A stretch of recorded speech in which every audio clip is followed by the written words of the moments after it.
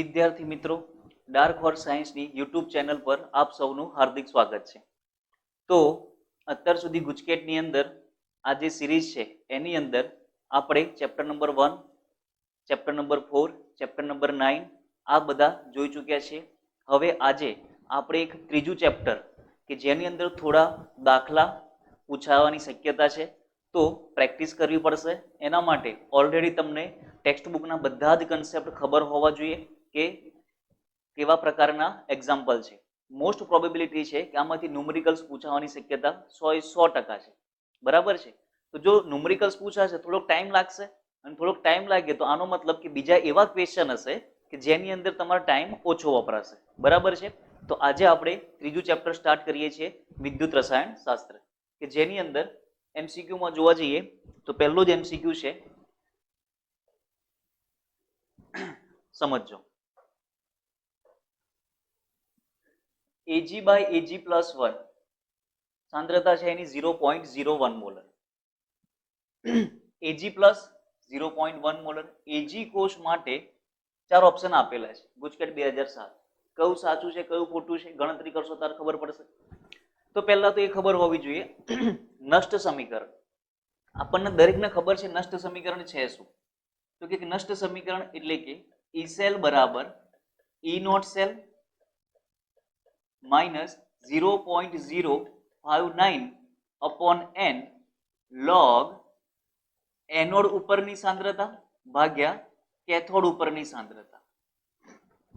તો એની અંદર ઈ સેલ શું છે તો કે કોષ પોટેન્શિયલ. ઈ નોટ સેલ શું છે તો કે પ્રમાણિત કોષ પોટેન્શિયલ. n બરાબર શું છે તો કે n બરાબર ઇલેક્ટ્રોન જે પ્રક્રિયા દરમિયાન એનોડ ઉપરથી કેથોડ ઉપર ટ્રાન્સફર થાય છે. સાંદ્રતા આપણને ક્વેશ્ચનમાં આપેલી હોય છે. ઓકે, એમણે શું આપી દીધું છે, Ag plus by Ag 0.080 volt. હવે આ ખાસ સમજજો, વેલ્યુ તો આપી દીધી છે પણ Ag પ્લસ બાય Ag આ કયો પોટેન્શિયલ છે, કઈ પ્રક્રિયા છે. Ag પ્લસ માંથી Ag પ્લસ 1 માંથી 0 મતલબ રિડક્શન પોટેન્શિયલ છે. આ ચેપ્ટરની અંદર બે પ્રકારના પોટેન્શિયલ આવે છે, એક ઓક્સિડેશન પોટેન્શિયલ અને એક રિડક્શન પોટેન્શિયલ. તો ઓક્સિડેશન પોટેન્શિયલ અને રિડક્શન પોટેન્શિયલની વેલ્યુ તો એક સરખી જ હોય, પરંતુ બંનેની સાઇન કેવી હોય, ઓપોઝિટ. અહીંયા આગળ આપણને કયો પોટેન્શિયલ આપી દીધેલો છે, ઓક્સિડેશન રિડક્શન પોટેન્શિયલ આપી દીધેલો છે. કીધું છે કે હોય તો આવું હોય તો શું, તો કે પહેલા ઈ નોટ સેલ 0.80 વોલ્ટ થાય કે ના થાય. ઓકે, હવે સમજો. ઈ નોટ સેલની ગણતરી, પ્રમાણિત કોષ પોટેન્શિયલની ગણતરી, પ્રમાણિત, એના માટે શું થાય તો કે ઈ નોટ રિડક્શન પોટેન્શિયલ કોની બાજુનો, કેથોડ બાજુનો. જો રિડક્શન પોટેન્શિયલ લો તો પહેલા cathode, minus E naught reduction potential કઈ બાજુનો, એનોડ બાજુનો. તો આ કેસમાં એનોડ અને કેથોડ તો એક સરખા જ છે. કોષ પોટેન્શિયલની વાત કરીએ તો એનોડનું કોષ પોટેન્શિયલ અને કેથોડનું કોષ પોટેન્શિયલ બંને કેવા છે, સરખા છે. કઈથી ખબર પડી તો કે એનોડ તરીકે કોણ કામ કરશે, Ag. કેથોડ તરીકે પણ કોણ કામ કરે છે, Ag. તો બંનેનો કોષ પોટેન્શિયલ તો કેવા હોવાના છે, સરખા જ છે. ઓકે, રિડક્શન પોટેન્શિયલની વાત છે ને, તો આ એક એક્ઝામ્પલ એવો છે કે આપણે પૂરેપૂરા ગણીએ છીએ. તો ઈ નોટ સેલ કેથોડ ઉપર રિડક્શન, કેથોડ ઉપર રિડક્શન મતલબ શું થશે, Ag plus by Ag minus anode ઉપર રિડક્શન, એનોડ ઉપર રિડક્શન શું થશે તો કે Ag પ્લસ બાય Ag. બંનેની વેલ્યુ કેટલી છે, સેમ જ છે ને, 0.80 માઇનસ 0.80. આન્સર તો કેટલો થઈ ગયો ભાઈ, 0.0 વોલ્ટ. ખરેખર આ ગણતરી કરવાની હોય જ નહીં, આખું ચેપ્ટર પૂરું થઈ ગયું, ખ્યાલ આવવો જોઈએ. એનોડ અને કેથોડ બંને સેમ હોય તો ઈ નોટ સેલ પ્રમાણિત કોષ પોટેન્શિયલ, પ્રમાણિત કોષ પોટેન્શિયલ શબ્દ સમજો, કોષ પોટેન્શિયલ નહીં, પ્રમાણિત કોષ પોટેન્શિયલનું મૂલ્ય કેટલું થઈ જાય, 0. ક્યારે, જ્યારે એનોડ અને કેથોડ બંને સરખા હોય તો. આનો મતલબ આન્સર થશે નહીં. ક્લિયર? બંને ઇલેક્ટ્રોડ સમાન હોવાથી કોષ કાર્ય ન કરે. ધ્યાન રાખજો, કોષ કાર્ય કરે, ક્યારે ના કરે, જ્યારે બંનેની સાંદ્રતા સરખી હોય તો. શું બંનેની સાંદ્રતા સરખી છે, ના, તો કામ કરશે, કામ કરશે. ધેટ મીન્સ આન્સર પણ કેવો થઈ ગયો તમારો, ખોટો પડી ગયો. ઓકે, હવે ઈ સેલ પૂછ્યું છે તમને, તો મારે ગણતરી કઈ મૂકવી પડશે, ઈ સેલ મૂકવી પડશે. ચલો, ઈ નોટ સેલ નો આન્સર કેટલો આવી ગયો તમારો, 0.0 માઇનસ 0.059 અપોન n. n બરાબર શું થશે, n બરાબર શું થશે તો કે n બરાબર ઇલેક્ટ્રોનની સંખ્યા. કયા ઇલેક્ટ્રોન? તો કે પ્રક્રિયા દરમિયાન જે દૂર થતા હોય એ ઇલેક્ટ્રોનની સંખ્યા આવશે. ચલો તો શું થશે અહીંયા આગળ? હવે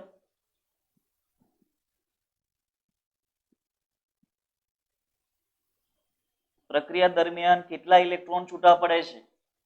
Ag માંથી Ag+1 બને છે ને. Ag માંથી શું બને છે? એનોડ ઉપર Ag માંથી Ag+1 બને છે. મતલબ પ્રક્રિયા દરમિયાન કેટલા ઇલેક્ટ્રોન છૂટા પડે છે? 1. અને કેથોડ ઉપર શું થાય છે? તો કે Ag+1 electrons gives Ag. Cathode ઉપર આ પ્રક્રિયા થાય છે, આ પ્રક્રિયા થાય છે કેથોડ ઉપર, અને આ પ્રક્રિયા થાય છે એનોડ ઉપર. એનોડ હંમેશા ડાબી બાજુ હોય, કેથોડ હંમેશા જમણી બાજુ હોય. તો n બરાબર કેટલા મૂકી દઈએ આપણે? 1 log એનોડ ઉપરની સાંદ્રતા. એનોડ ઉપરની સાંદ્રતા કેટલી છે? 0.01. તો મૂકી શકું 1 × 10⁻² મૂકી શકું. 1 2 છેદમાં શું છે? તો કે 0.1 મતલબ 1 × 10⁻1 મુકાશે તો શું થશે? આ તો 0 થઈ ગયું તો -0.059 upon 1 log શું થશે? ભાગાકાર 10⁻1 ઉપર જાય તો 10⁻+1, 10⁻+1 અને 10⁻². તો શું થઈ ગયું? 1 × 10⁻1.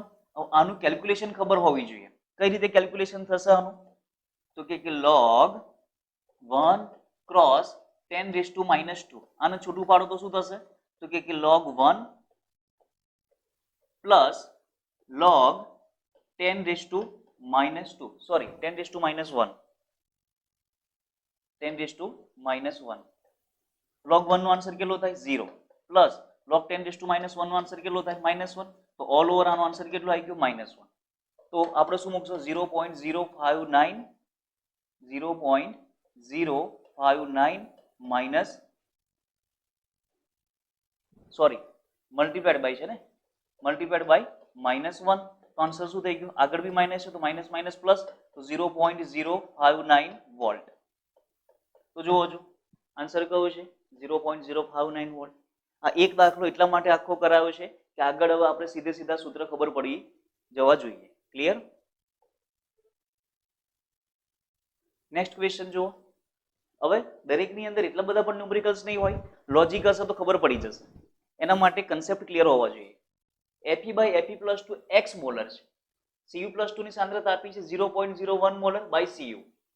આ બીજ રાસાયણિક કોષનો પોટેન્શિયલ, શબ્દ સમજજો, પ્રમાણિત કોષ પોટેન્શિયલ નથી કીધું, કોષ પોટેન્શિયલ કહ્યું છે. મતલબ ઈ સેલની વેલ્યુ આપી દીધી છે આપણને 0.78 વોલ્ટ. Fe+2/Fe કેટલું છે? Fe+2/Fe કેટલું છે? તો કે 0.44 વોલ્ટ. કયો પોટેન્શિયલ છે? ઓક્સિડેશન પોટેન્શિયલ કે રિડક્શન પોટેન્શિયલ? તો કે +2 માંથી 0 મતલબ રિડક્શન પોટેન્શિયલ. કઈ બાજુનો? કેથોડ કે એનોડ? તો કે Fe+2 કઈ બાજુ છે? એનોડ બાજુ. તો કે રિડક્શન પોટેન્શિયલ ઓફ એનોડ કેટલો આપી દીધો છે આપણને? -0.44 વોલ્ટ. Cu+2/Cu કયો પોટેન્શિયલ છે? Reduction potential. કઈ બાજુનો? કેથોડ બાજુનો. તો રિડક્શન પોટેન્શિયલ ઓફ કેથોડ કેટલો છે? +0.34 વોલ્ટ. ક્લિયર? હવે તો શું પૂછ્યું છે આપણને? x પૂછ્યું છે. x પૂછ્યું છે, સમજજો હવે. તો x શોધવા માટે શું કરવું પડશે? એકચ્યુઅલી ક્વેશ્ચન શું કહેવા માંગે છે? તો કે E cell is equal to E naught cell minus 0.059 upon n log concentration of anode upon concentration of cathode.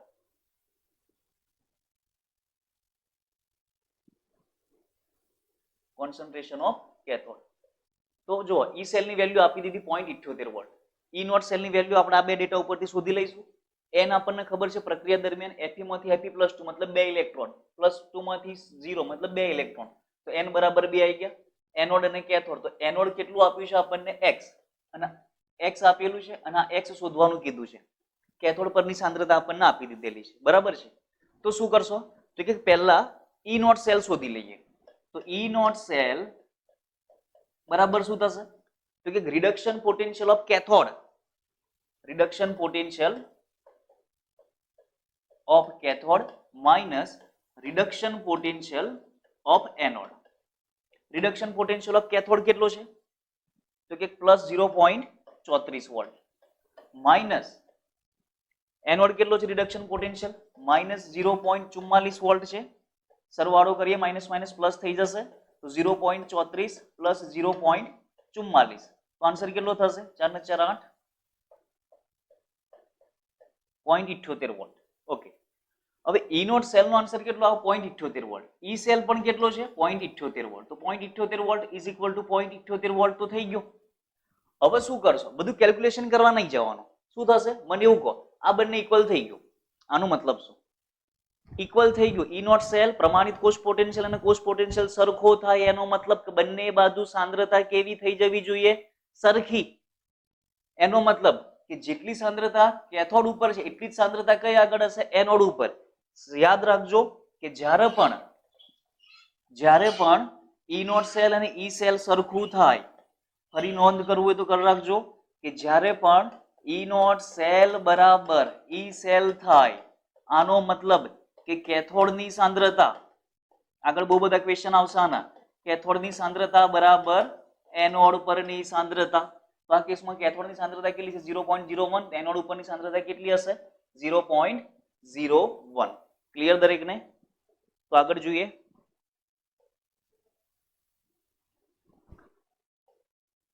-25° તાપમાને નીચે આપેલા અર્ધ કોષનો પોટેન્શિયલ 0.34 વોલ્ટ છે. કોષ પોટેન્શિયલ છે ભાઈ, આ કોષ આપી દીધેલો છે આપણને. તો પ્રમાણિત કોપર અર્ધ કોષનું રિડક્શન પોટેન્શિયલ શોધો. ચલો પહેલા તો મને ખબર પડવી જોઈએ કે એનોડ ઉપર શું થતું હશે. તો કે એનોડ ઉપર H2 માંથી H+, H2 માંથી H+, મતલબ 2 ઇલેક્ટ્રોન છૂટા પડતા હશે. કેથોડ ઉપર શું થશે? તો કે કેથોડ ઉપર Cu+2 +2 ઇલેક્ટ્રોન gives copper. આટલું ક્લિયર? ઓકે. અર્ધકોષનો પોટેન્શિયલ મતલબ મને આનો કોષ પોટેન્શિયલ પૂછ્યો છે તો મને ઈ નોટ સેલ પ્રમાણિત કોષ પોટેન્શિયલ બરાબર કોષ પોટેન્શિયલ કોનો? તો કે કેથોડ ઉપરનો માઇનસ કોષ પોટેન્શિયલ કોનો? એનોડ ઉપરનો. ઈ નોટ સેલ કેટલો છે 0.34 વોલ્ટ બરાબર E not cell of cathode. આ તો શોધવાનું છે આપણે. E not cell of cathode minus E not cell of anode. Anode ઉપર કોણ છે? હાઇડ્રોજન કોષ પોટેન્શિયલ. હાઇડ્રોજન પોટેન્શિયલ નું મૂલ્ય કેટલું હોય ભાઈ 0.0. આનો મતલબ થાય કે ઈ નોટ સેલ ઓફ કેથોડ કેટલો જવાબ આવી ગયો ભાઈ તમારો 0.34 વોલ્ટ છે. 0.34 વોલ્ટ. ઓકે, પ્લસ 0.34 વોલ્ટ થઈ ગયો આન્સર. ક્લિયર?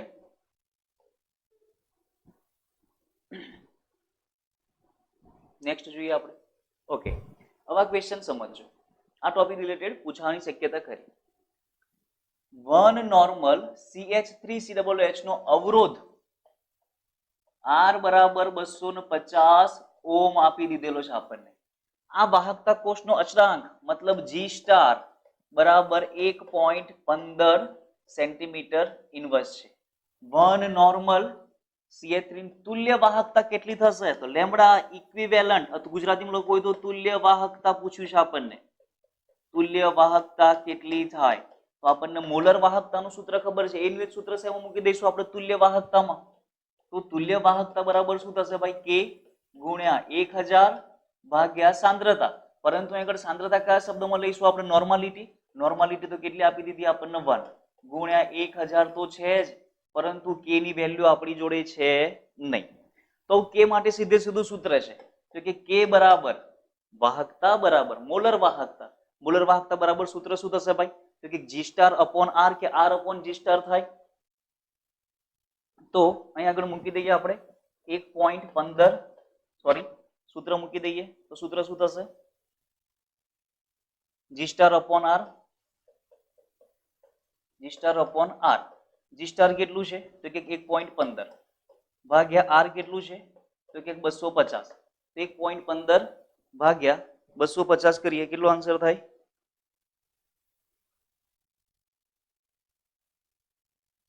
0.0046. આ સૂત્રો ખબર હોવા જોઈએ તો અહીં આગળ મૂકી દઈએ આપણે 0.0046. તો ગુણાકાર કરો તો આન્સર કેટલો આવશે? તો કે ક્રોસ 10 to 3 થશે તો 1 2 3. તો આન્સર કેટલો થઈ ગયો તમારો? 4.6 છે. કોઈ જગ્યાએ 4.6. ખાલી શું ખબર હોવી જોઈએ ભાઈ? સૂત્ર ખબર હોવી જોઈએ. નેક્સ્ટ જોઈએ આપણે. mg/mg+2 x મોલર Fe+2 સાંદ્રતા આપી દીધી છે. વિદ્યુત રાસાયણિક કોષનું વીજ સ્થિતિમાન ગૂંચવતા, જો ગૂંચવવા માટે આવો વીજ સ્થિતિમાન શબ્દ આપી દીધો, પરંતુ ખરેખર છે શું? એ કોષ પોટેન્શિયલ જ છે. કેટલો કોષ પોટેન્શિયલ આપી દીધો છે આપણને? E સેલ બરાબર 1.92 વોલ્ટ. તો x બરાબર કેટલું? ફરી આ શોધવાનું આવ્યું તમારે. આ શું છે ભાઈ? mg/mg+2 ઓક્સિડેશન પોટેન્શિયલ કે રિડક્શન પોટેન્શિયલ? ઓક્સિડેશન થાય છે ને, તો ઓક્સિડેશન પોટેન્શિયલ. અને આ કયો પોટેન્શિયલ છે? ઓક્સિડેશન પોટેન્શિયલ જ છે. જ્યારે બંને ઓક્સિડેશન પોટેન્શિયલ હોય ત્યારે સૂત્ર ચેન્જ થઈ જશે. કેથોડ માઇનસ એનોડ નહીં. E નોટ સેલ બરાબર કેથોડ માઇનસ એનોડ ના થાય, anode minus cathode. Oxidation potential of anode minus E not oxidation potential of cathode. તો oxidation potential of anode, anode કોણ છે? આ. એનો ઓક્સિડેશન પોટેન્શિયલ કેટલો આપેલો છે આપણને? 2.37 volt. Minus oxidation potential of cathode કેટલો છે? 0.45. ચલો તો આન્સર શું થશે આનો?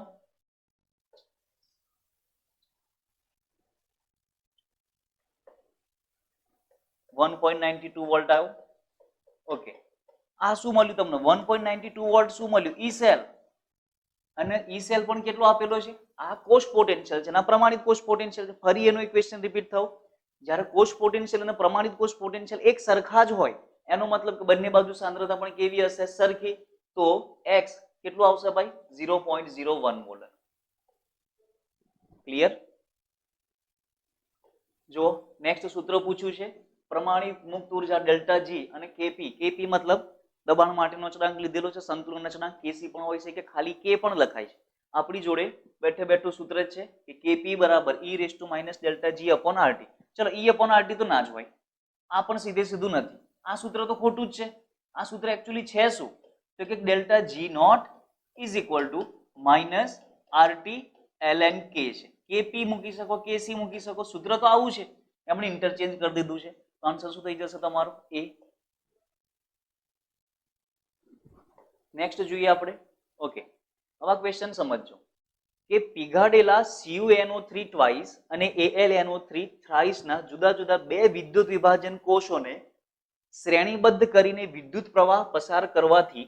ઓકે, તો પહેલા આપણે બે સોલ્યુશન લઈ લઈએ. કયા કયા બે સોલ્યુશન લઈ લઈએ? શું છે? CuNO3 ટ્વાઇસ અને Al3 થ્રાઇસ. CuNO3 ટ્વાઇસ અને બીજું છે AlNO3 થ્રાઇસ. AlNO3 thrice. હવે આપણે ધાતુની વાત કરીએ તો ધાતુ ઉપર અહીંયા આગળ કેટલો વીજભાર હશે? તો કે અહીં આગળ Cu+2 બે ઇલેક્ટ્રોન મેળવી અને શેમાં રૂપાંતર પામશે? કોપરમાં. એલ્યુમિનિયમ ઉપર કેટલો વીજભાર છે? અહીંયા આગળ NO3-1 -3. એલ્યુમિનિયમ ઉપર કેટલો ચાર્જ છે ભાઈ? +3. તો 3 ઇલેક્ટ્રોન મેળવીને શેમાં રૂપાંતર પામશે? આ 1 મોલ એલ્યુમિનિયમમાં. હવે આટલા સમીકરણ ઉપરથી શું લખી શકો તમે? તો આટલા સમીકરણ ઉપરથી એટલું લખાય કે 2 ફેરાડે વિદ્યુત પ્રવાહ પસાર કરીએ દ્રાવણમાં, 2 ફેરાડે, તો આપણને કેટલા મોલ મળશે? 1 મોલ મળશે. અહીં આગળ શું થશે? તો કે 3 ફેરાડે પસાર કરતા 1 મોલ એલ્યુમિનિયમ મળે. હવે ક્વેશ્ચન ની અંદર શું તમને મોલમાં આપેલું છે? નહીં, ગ્રામમાં આપેલું છે. અને કોની વાત કરેલી છે? 2.7 ગ્રામ એલ્યુમિનિયમ. ઓકે, અને આપણને શોધવાનું કોનું કીધું છે? કોપરનું. કોપરનું આણ્વીય દળ આપી દીધેલું છે 63.5, એલ્યુમિનિયમનું 27.5. ક્વેશ્ચન સમજજો.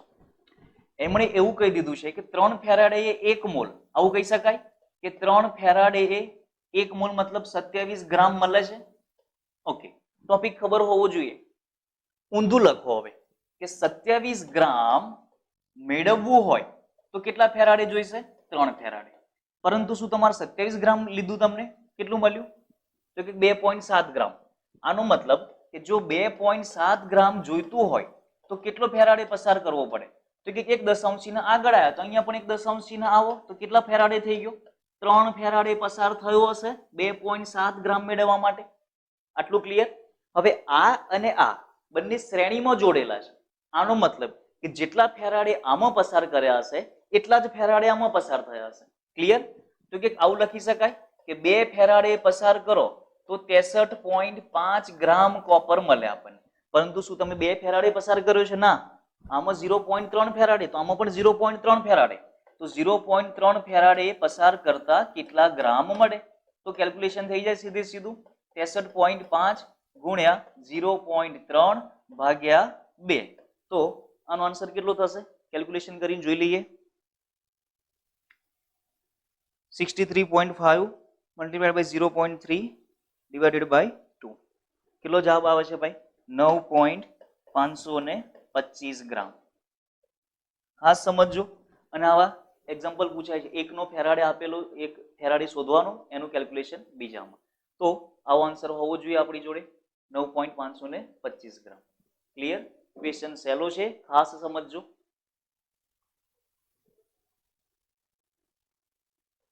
ચલો, CuSO4 નું જલીય દ્રાવણનું ગ્રેફાઇટના વિદ્યુત ધ્રુવો વડે વિદ્યુત વિભાજન કરવામાં આવે તો આ વિદ્યુત વિભાજન કોષમાં જલીય દ્રાવણની pH કેટલી થાય? હવે વિદ્યુત વિભાજન કોષની વાત છે, ટોપિક ખબર હશે, એનોડ અને કેથોડ. કેથોડ ઉપર કોણ જમા થાય ભાઈ? ધન આયન. એનોડ ઉપર કોણ જમા થાય? ઋણ આયન. પરંતુ કેવું દ્રાવણ કહી દીધું છે ભાઈ આપણને? જલીય દ્રાવણ. મતલબ અંદર કોઈ કઈ વસ્તુ હશે? તો કે CuSO4 પણ હશે અને પાણી પણ હોય. CuSO4 માંથી કોણ છૂટું પડવાનું છે? તો કે Cu+2, SO4 -2. પાણીમાંથી શું આવવાનું છે? તો કે H2 વાયુ આવવાનું છે એક, અને કોણ આવવાનું છે? O2 વાયુ જમા થશે. જો H2 વાયુ જમા થાય તો કઈ જગ્યાએ જમા થાય? કેથોડ ઉપર. તો O2 વાયુ કઈ જમા થશે ભાઈ? એનોડ ઉપર. શક્યતા છે આ. SO4 કોઈ જગ્યાએ જમા ના થાય. કેમ? કારણ કે આનું ઓક્સિડેશન થશે નહીં, ઓક્સિડેશન ન થાય. આટલું ક્લિયર? એનોડ પર જમા થવાનો હતો, માઇનસ છે એટલા માટે, પરંતુ આનું ઓક્સિડેશન થાય જ નહીં, કારણ કે એનોડ ઉપર તો ઓક્સિડેશન થાય. Cu+2 કઈ જગ્યાએ જમા થશે? તો કે Cu+2 કેથોડ પર જમા થશે. ધન આયન, કેટાયન કેથોડ પર જમા થાય. કેટાયન કહેવાય. કેટાયન કઈ જમા થાય? કેથોડ ઉપર. એનાયન કઈ જમા થાય? એનોડ ઉપર. ઓકે, તો આપણને શું પૂછ્યું છે? જલીય દ્રાવણની વાત કરી છે. હવે આપણને ખબર હોવી જોઈએ કે H2 અને Cu+2 માં બંને કેથોડ ઉપર જવાના છે. Cu+2 પણ કેથોડ ઉપર જશે અને H2 પણ કેથોડ ઉપર જશે. તો શું બંને કેથોડ ઉપર જમા થશે? ના. ડેટા ઉપરથી આપણને ખ્યાલ આવી શકે કે Cu+2 નો ઓક્સિડેશન પોટેન્શિયલ વધારે છે. તો Cu+2 નો રિડક્શન પોટેન્શિયલ શું થશે? તો કે Cu+2 છે 2 ઇલેક્ટ્રોન મેળવશે અને શેમાં જમા થશે ભાઈ? કોપર ઉપર. અહીંયા આગળ શું છે? 2H+ છે, +2 ઇલેક્ટ્રોન શું બનાવી દેશે? આ H2. તો કયો પોટેન્શિયલ આવી ગયો? Reduction potential. તો Cu+2 નો રિડક્શન પોટેન્શિયલ કેવો છે? વધારે છે. કોના કરતા? H2 કરતા. અને જેનું રિડક્શન પોટેન્શિયલ વધારે છે કેથોડ પર જમા થઈ જશે. તો કેથોડ ઉપર કોણ જમા થઈ જાય છે? Cu+2. આનો મતલબ Cu+2 તો કેથોડ પર જમા થઈ ગયો. તો દ્રાવણમાં વધ્યું કોણ? H2 દ્રાવણમાં છે. H2 દ્રાવણમાં કયા સ્વરૂપે છે ભાઈ? H+ ના સ્વરૂપે. અને દ્રાવણમાં SO4 પડેલું જ છે, કારણ કે આ તો કોઈ જગ્યાએ જવાનું છે જ નહીં. તો એનોડ પર કોણ જમા થાય છે? O2. કેથોડ પર કોણ જમા થાય છે? Cu+2. તો દ્રાવણમાં શું વધ્યું? H2SO4. અને આપણને ખબર છે કે H2SO4 સ્વભાવે કેવું છે? એસિડિક. અને જો સ્વભાવે એસિડિક હોય તો pH શું 9 થાય? ના થાય. 14 થાય? ના થાય. આ તો તટસ્થ. તો વધ્યું શું? ડી. pH કેવી હોવી જોઈએ એસિડિક દ્રાવણ માટે? 7 કરતા ઓછી. તો આનો આન્સર શું થઈ જશે ભાઈ? pH <7. ક્લિયર? નેક્સ્ટ જોઈએ. બહુ સારો ક્વેશ્ચન છે, બહુ બધાને કન્ફ્યુઝન છે આમાં. વિદ્યુત રાસાયણિક કોષની રચનાની પ્રક્રિયા લખો. એક જ વસ્તુ યાદ રાખો ભાઈ, ડાબી બાજુ ક્ષાર સેતુથી ડાબી બાજુ હોય એનોડ, ક્ષાર સેતુથી જમણી બાજુ હોય કેથોડ. તો ચલો, એનોડ ઉપર શું થાય? ઓક્સિડેશન. એનોડ ઉપર શું થાય? ઓક્સિડેશન. તો ઓક્સિડેશનમાં શું થશે? Br2 માંથી Br- થાય કે Br- માંથી Br2 થાય ભાઈ? તો કે Br- માંથી Br2 બને. તો 2 ઇલેક્ટ્રોન મુક્ત થાય. હા કે ના? કારણ કે -1 માંથી 0 તો ઓક્સિડેશન થશે, અને માઇનસ તમારે ગુમાવવો હોય, 0 કરવો હોય, મતલબ 2 ઇલેક્ટ્રોન દૂર કરવા પડશે. આ ખાસ ધ્યાન રાખજો. પરંતુ આગળ Br2 છે તો 2 Br જોઈશે, 2 ઇલેક્ટ્રોન છૂટા પડી ગયા. કેથોડ ઉપર શું થાય? તો કે કેથોડ ઉપર રિડક્શન થાય. રિડક્શન નો મતલબ શું થશે? તો કે Cl2 2 ઇલેક્ટ્રોન મેળવશે અને શેમાં કન્વર્ટ થઈ જશે ભાઈ? 2Cl- માં કન્વર્ટ થઈ જાય. તો નેટ સેલ રિએક્શન શું થઈ ગઈ જુઓ છો? 2Br- Cl2 gives Br2 plus 2Cl minus. છે કોઈ જગ્યાએ option 2Br minus plus Cl2 gives 2Cl minus plus Br2. આવી ગયો આન્સર. 2Br minus વાળું છે, બીજું 2Cl minus ના આવે. જુઓ ભાઈ, બરાબર છે. તો આનો આન્સર શું થઈ ગયો તમારો? એ. ઓકે. પીગાડેલા ટીન મતલબ એસએન ક્ષારના વિદ્યુત વિભાજન કોષમાં 5 કલાક સુધી ટાઈમ આપી દીધો આપણને. 5 કલાક. આપણે તો શેમાં જોઈએ ભાઈ? 5 ગુણ્યા 60 ગુણ્યા 60. શેમાં આન્સર મળશે તમને? સેકન્ડમાં. ટાઈમ મળી ગયો. 2 એમ્પિયર આઈ મળી ગયો. કેથોડ ઉપર 22.2 ગ્રામ એસએન મતલબ વજન મળી ગયું. કેટલું? 22.2 ગ્રામ એસએન મળી ગયું. તો ક્ષારમાં એસએન ની ઓક્સિડેશન અવસ્થા કઈ? મતલબ શું પૂછ્યું છે તમને? ઇલેક્ટ્રોનની સંખ્યા. સીધે સીધું સૂત્ર ખબર હોવી જોઈએ. શોર્ટમાં દાખલો ગણાય કઈ રીતે? સાહેબે શીખવાડ્યું જશે. તો સૂત્ર શું હતું ભાઈ? W બરાબર આણ્વીય દળ રાખીએ આપણે. આણ્વીય દળ ગુણ્યા IT છેદમાં 96500 ગુણ્યા ઇલેક્ટ્રોનની સંખ્યા. આ ઇલેક્ટ્રોનની સંખ્યાથી તમને શું મળશે ભાઈ? ઓક્સિડેશન અવસ્થા મળે. ઓકે, તો મારે તો ઇલેક્ટ્રોનની સંખ્યા જોઈએ છે. ઇલેક્ટ્રોનની સંખ્યા બરાબર શું થશે? આણ્વીય દળ. ટીનનું આણ્વીય દળ આપી દીધેલું છે 119 ગુણ્યા I. I કેટલો છે ભાઈ? 2. T કેટલો છે? તો કે 5 ગુણ્યા 3600 કરી દઉં. ચલો, છેદમાં શું થશે? 96500.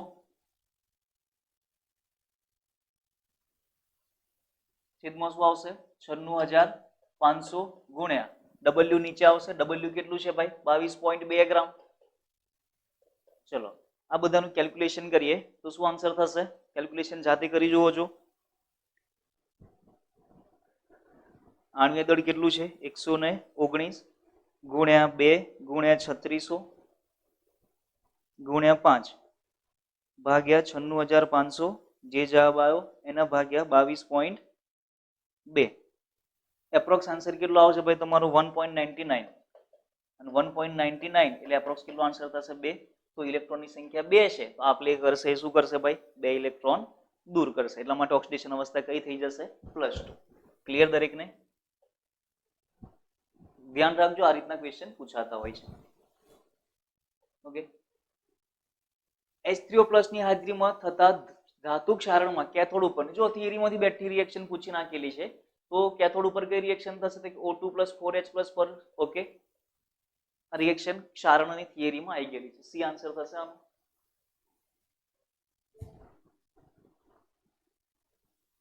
ઓકે, સમજો, આ પણ થિયરીમાંથી છે.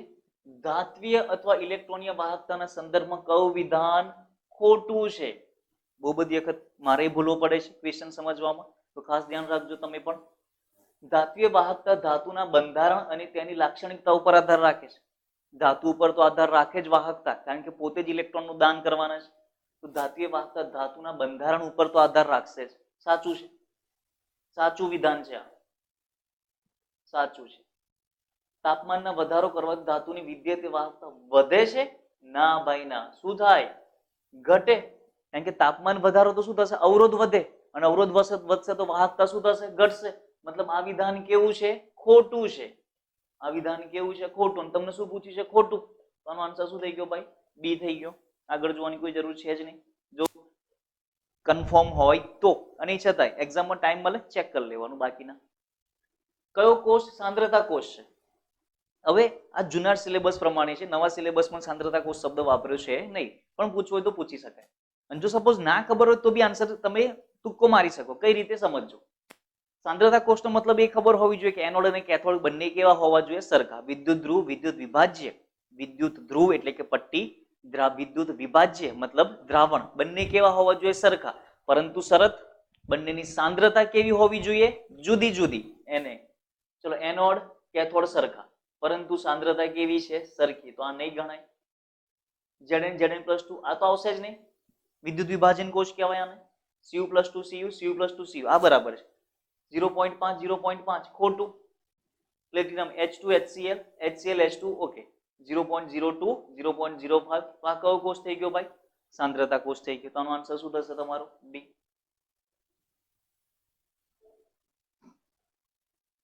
નેક્સ્ટ જોઈએ, સૌથી સારામાં સારો ટોપિક ફ્યુચરમાં ઇલેક્ટ્રોકેમિસ્ટ્રીમાં બહુ જ કામનો ટોપિક છે. ચલો, એ ની રિડક્શન પોટેન્શિયલ, શબ્દ ખાસ સમજજો પાછો. આ રિડક્શન પોટેન્શિયલ આપી દીધેલો છે, કેટલો છે? 0.34 વોલ્ટ. બી નો કેટલો આપેલો છે? તો કે -0.80 વોલ્ટ. અને સી નો કેટલો આપેલો છે? -0.46 વોલ્ટ. આટલું ક્લિયર? રિડક્શન કરતા તરીકે વર્તવાની ક્ષમતાનો ક્રમ દર્શાવો. તો એક શબ્દ યાદ રાખજો કે જેમ રિડક્શન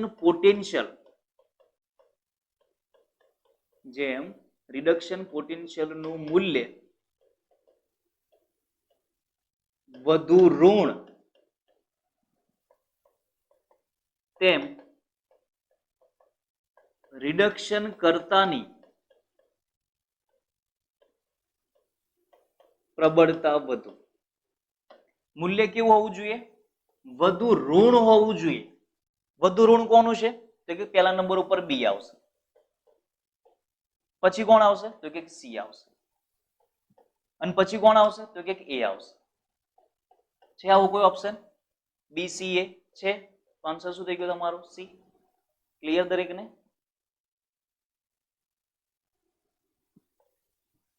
નિકલ ક્લોરાઇડ એટલે કે NiCl2 એલ્યુમિનિયમ ક્લોરાઇડના પીગલિત દ્રાવણ ધરાવતા વિદ્યુત વિભાજન કોષ શ્રેણીમાં જોડાયેલા છે.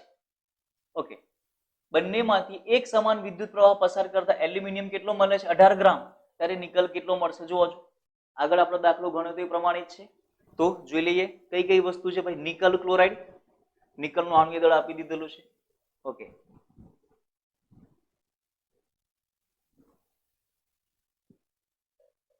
નિકલ ક્લોરાઇડ મતલબ NiCl2. અને બીજું શું આપેલું છે આપણને? એલ્યુમિનિયમ ક્લોરાઇડ એટલે કે AlCl3. તો આમાં શું થશે? એના ઉપર કેટલો વીજભાર હશે? +2 ઇલેક્ટ્રોન gives નિકલ. અને આગળ શું થશે? Aluminium +3 electron gives aluminium. કેટલા ફેરાડે પસાર કરીએ? 2 ફેરાડે પસાર કરીએ તો સીધે સીધું વજન લખી દઉં છું. હવે અહીંયા આગળ કેટલું થશે ભાઈ? 3 ફેરાડે. ધ્યાન રાખજો, બધું ડિટેલમાં કેમ નથી લખાવતો. હવે તમારે ખાલી MCQ ની પેટર્ન જ જોવાની છે, બરાબર છે? તો 1 મોલ નિકલનું કેટલું આપેલું છે આપણને? 58.5 ગ્રામ. 1 મોલ નિકલનું કેટલું આપેલું છે આપણને? 58.5 ગ્રામ મળે. અને 3 ફેરાડે 1 મોલ એલ્યુમિનિયમનું કેટલું થાય? 27 ગ્રામ. આટલું ક્લિયર? હવે આના ઉપરથી આગળ જઈએ તો શું થશે? એમણે એવું કીધું છે કે 18 ગ્રામ મળે છે. કેટલો મળે છે? 18 ગ્રામ. ત્યારે નિકલ કેટલો મળશે? આનો મતલબ કે 27 ગ્રામ પસાર મતલબ તાર કેટલા ફેરાડે પસાર થયો હશે? 3 ફેરાડે. પણ એમને મળ્યો કેટલો? 18 ગ્રામ. તો કેટલો ફેરાડે થયો હશે? તો કે 18 ગુણ્યા 3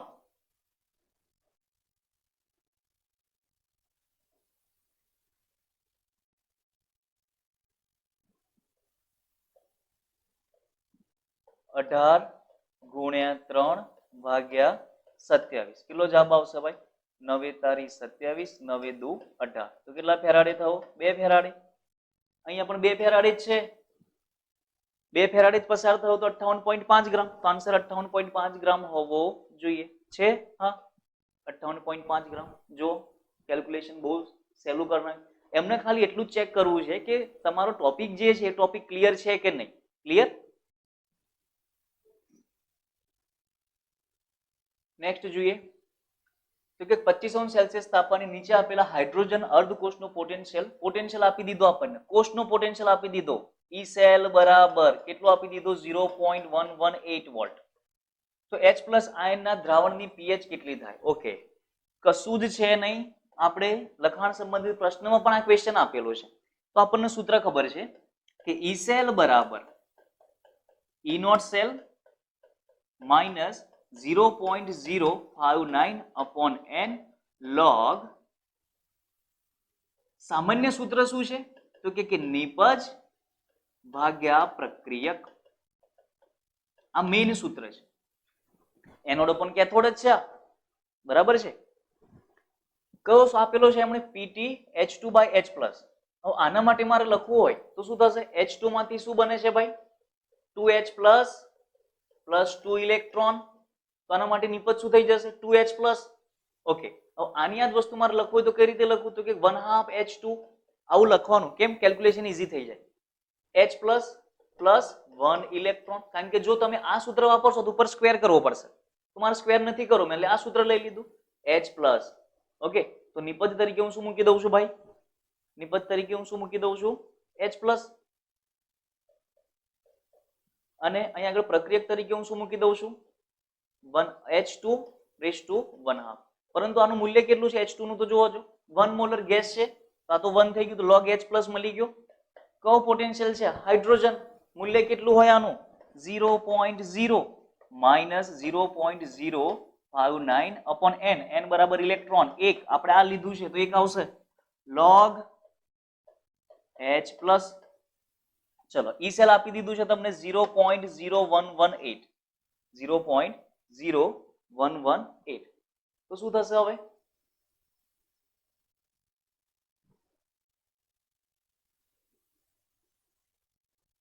આગળ કેલ્ક્યુલેશન કરતા જાઓ. શું થશે? તો કે 0.118.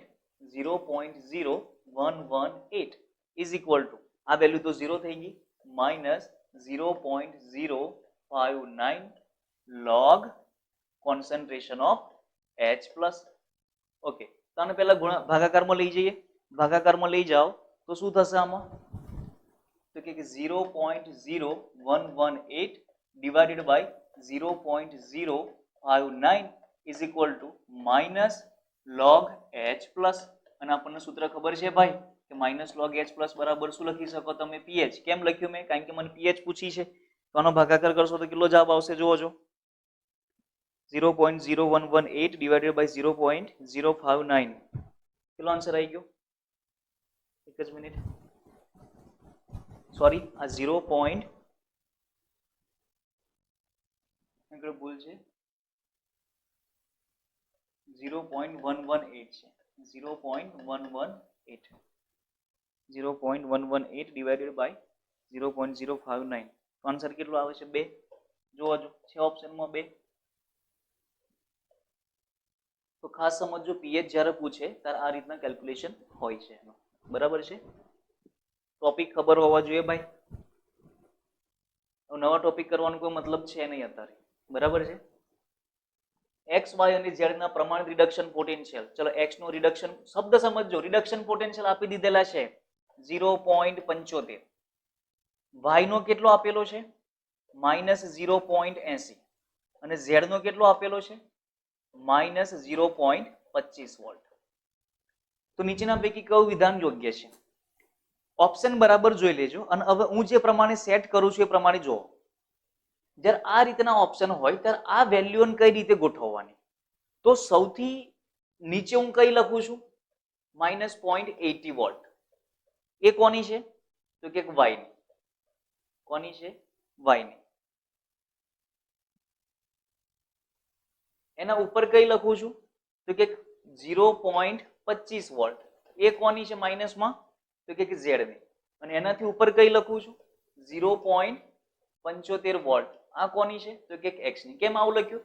તો કે શ્રેણી આપણે જે EMF શ્રેણી આપેલી છે ને એની અંદર આ રીતના ડેટા આપે. ઉપર પોઝિટિવ, ધીમે ધીમે નીચે જાવ એમ નેગેટિવ. હવે એક વસ્તુ યાદ રાખજો, હું સેન્ટેન્સ શું લખું છું કે જેનું મૂલ્ય વધુ ઋણ હોય એ કોના તરીકે વર્તે? રિડક્શન કરતા તરીકે વર્તે. તો y રિડક્શન કરી શકે. y રિડક્શન કરી શકે.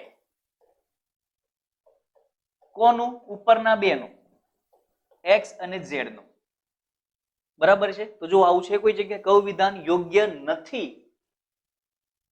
y રિડક્શન કરી શકે. y, ઓકે, જોવો છો x અને z એ y નું ઓક્સિડેશન કરી શકે. ઓકે, એમણે ઓક્સિડેશનના ટર્મ્સમાં લખ્યું છે. તો જો આ y ઓકે, નીચેવાળા ઉપરવાળાનું શું કરી શકે? રિડક્શન. તો ઉપરવાળા નીચેવાળાનું શું કરી શકે? ઓક્સિડેશન. તો x અને z એ y નું ઓક્સિડેશન કરે કે ના કરે? ફરી સમજજો, નીચેવાળા ઉપરવાળાનું રિડક્શન કરે તો ઉપરવાળા નીચેવાળાનું શું કરશે? ઓક્સિડેશન. ઉપર એમણે જે સેન્ટેન્સ આપેલું છે કે x અને z y નું ઓક્સિડેશન કરે કે ના કરે? કરે. તો તો પહેલું વિધાન કેવું છે? સાચું. ઊંધું, મેં કહ્યું છે એનાથી ઊંધું વિચાર. કોઈ એક વસ્તુ યાદ રાખો, બાકીનું બધું ઓટોમેટિક સેટ થઈ જશે. ઓકે, ઓક્સિડેશન ની વાત કરીએ તો ઊંધું. વાય એ એક્સ નું ઓક્સિડેશન કરે. વાય એ એક્સ નું ઓક્સિડેશન કરે? ના ભાઈ ના, રિડક્શન કરે. બાકીના ચેક કરી લો. ઝેડ એ એક્સ નું રિડક્શન કરે. ઝેડ એ એક્સ નું રિડક્શન કરી શકે. કેમ? ઝેડ કઈ છે? નીચે, અને એક્સ કઈ છે? ઉપર. તો આ તો સાચું છે. ઝેડ એ એક્સ નું રિડક્શન કરે. વાય નું ઓક્સિડેશન કરશે. ઝેડ નીચે, ઝેડ થી વાય કેવો છે? નીચે, તો નીચે વાળાનું શું કરશે? ઓક્સિડેશન. તો આ તો સાચું જ છે. વાય અને ઝેડ એ એક્સ નું રિડક્શન કરશે. વાય અને ઝેડ એ એક્સ નું શું કરે? આ બે નીચે વાળા ઉપર વાળાનું શું કરશે કે ભાઈ? રિડક્શન. ધેટ મીન્સ આ બી સાચું છે, આ બી સાચું છે, આ બી સાચું. કયું વિધાન યોગ્ય નથી? This one. તો આનો આન્સર કયો થશે તમારો? બી. આ વિધાન યોગ્ય નથી. ક્લિયર દરેકને? તો લાસ્ટ ક્વેશ્ચન જોવો આના માટે. શેમાંથી પૂછ્યો તમને? Nickel cadmium. આની અંદર ટેક્સ્ટ બુકની જ વ્યાખ્યા છે. ઓકે, હવે જોજો અંદર શું પૂછ્યું છે? અંદર ચાર્જિંગ પૂછ્યું છે. અને આપણી બુકમાં શેની પ્રક્રિયા આપેલી છે? ડિસ્ચાર્જિંગ. તો ચાર્જિંગ અને ડિસ્ચાર્જિંગ એકબીજાની કેવી પ્રક્રિયાઓ છે? ઓપોઝિટ. તો આપણી ટેક્સ્ટ બુકમાં આપેલું છે, પણ એ કઈ જગ્યાએ આપેલું છે સમજજો ખાસ. ઓકે, તો આ પ્રક્રિયા ચાર્જિંગની છે અને ટેક્સ્ટ બુકમાં કઈ આપેલી છે તમને? ડિસ્ચાર્જિંગની. તો આનો આન્સર ચાર્જિંગ પૂછ્યું છે, તો આનો આન્સર આ થશે. તો આ રીતે હતા આપણે થર્ડ ચેપ્ટરના ક્વેશ્ચન. તો તમને થોડો ઘણો આઈડિયા આવ્યો હશે કે ક્વેશ્ચન કઈ રીતે પૂછાય છે. ખાસ EMF સિરીઝ જોજો, બરાબર છે? એના ઉપરથી તમને આઈડિયા આવશે કે કઈ રીતના ક્વેશ્ચન પૂછાય છે. તો આ જ રીતે યુટ્યુબ ચેનલ ઉપર સબસ્ક્રાઇબ કરતા જાઓ, વિડીયો જુઓ, અને જો એની અંદર કોઈ પણ પ્રકારનો ક્વેશ્ચન હોય તો ખાસ મેસેજ કરજો યુટ્યુબની અંદર. તો મેક્સિમમ પોસિબિલિટી થશે તો એ પ્રકારે અમે આન્સર આપતા જઈશું. ક્લિયર? તો વિડીયો શેર કરો અને કોમેન્ટમાં જે પણ પ્રોબ્લેમ હોય એ લખતા જજો. Thank you.